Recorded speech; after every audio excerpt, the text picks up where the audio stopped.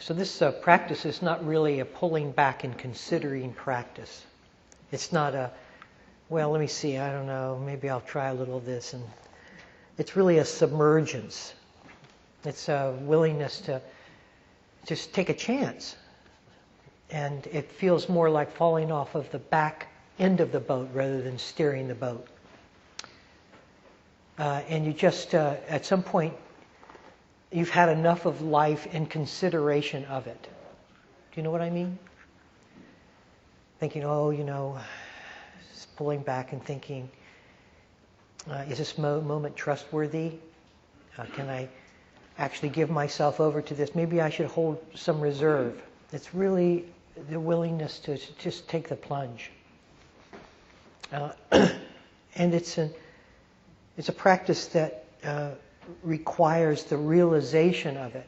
And there's only through the plunge, the total commitment to it, that the realization comes. It's an interesting paradox. So in some ways you have to... It's like when the Buddha was sitting and before his awakening, he says, I'm not getting up here until I'm awakened. That was his plunge. That was the plunge, right? Everything else came from that commitment, from that intention. So I just want to speak just a little more about the principles on which, and then later this afternoon I'll talk about the application.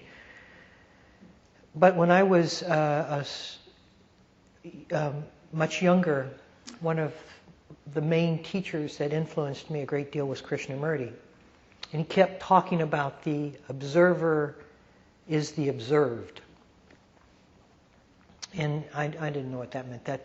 That felt too remote for my own understanding. So I just I put it aside. And that's what everyone should do. Instead of making a decision or an opinion about something, you just put it aside and let it percolate in consciousness.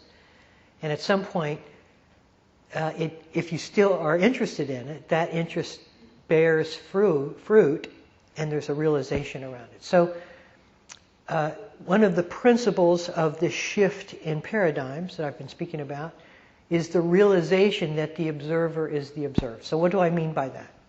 Let me express it in terms of the meditation dynamics.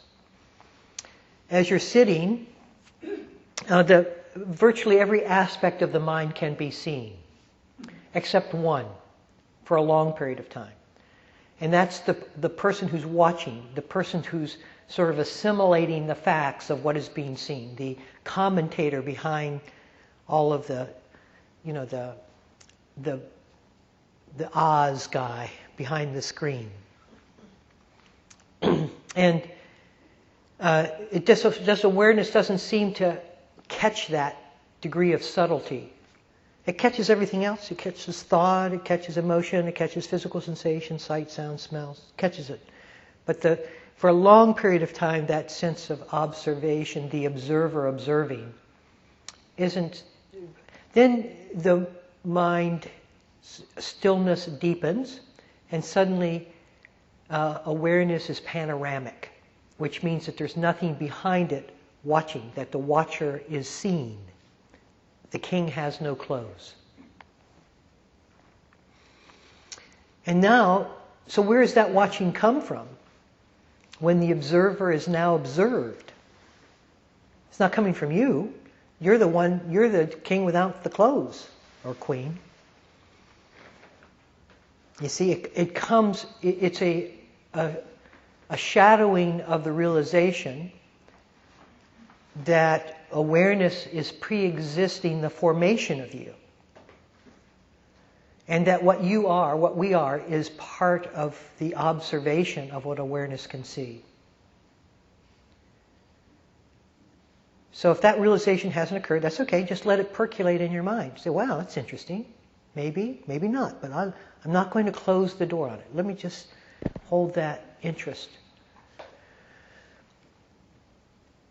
Now, it's interesting because it's a very important insight to have. Because if you are separate from the mind, having a mental experience, and if that's the reality, then there's a very different practice that comes from that duality. right? And that practice looks like doing something, taming the mind, tampering with the mind, quieting the mind, doing all the things that we try to do to pressure the mind to be in abeyance to what we want it to be. So a practice that has that dual split between the observer and what's observed sits on his or her cushion very differently than someone who sees that the sense of I is part of the mind itself. That is, that you don't have a mind. The mind has you within it. Right? Now, most of us would say, I have a mental experience. I'm sort of somewhere else having a mental experience. But that is not the reality. The reality is that the sense of you is part of the mental experience itself. It's a thought unseen. And any thought unseen will take the foothold or position of I. Now, a practice from that non-dualistic split is very different, because now what is the sense of self going to do about the mind when the sense of self is itself a part of the mind? It looks very different. It does. First of all, the argument ceases, which is just one part of the mind arguing against the other. I don't like this particular thing, this image. I don't like who I think I am. I don't like what's coming in through the sense doors. It just looks like continual squabble, which is called suffering. But when the mind is held in completion, in wholeness, in totality, the split ends. When the split ends, so does you. With that, we are in a new paradigm. You see? If it were fabricated, if this was like, okay, I really want to get into the new paradigm, but you can't keep yourself in reserve and pretend that you want to get there, but not include yourself in the observation. Including yourself in the observation is the shift of paradigms.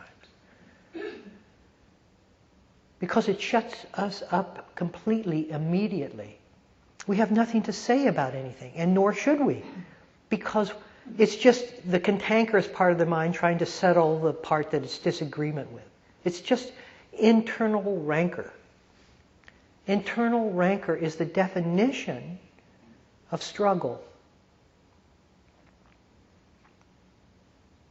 What happens is it gets quiet. Because when that is seen, and I mean realized, and it can be, don't anyone think that it's outside of your ability.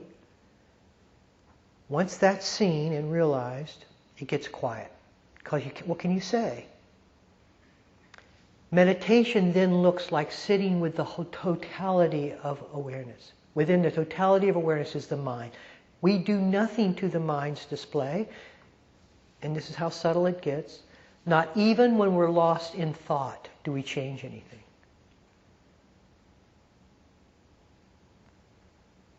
Nothing is changed, because everything is a complete, perfect manifestation of the universal display. That's the end of self.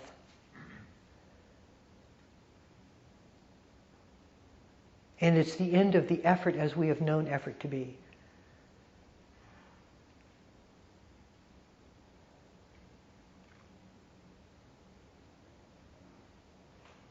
And then we join.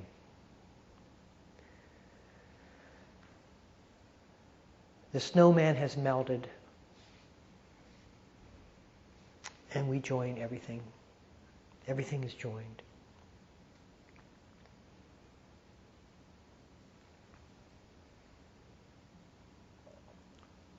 So what can we do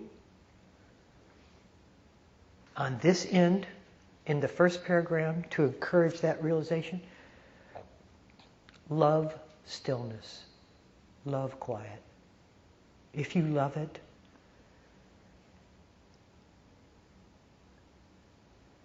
then you'll love yourself out of existence.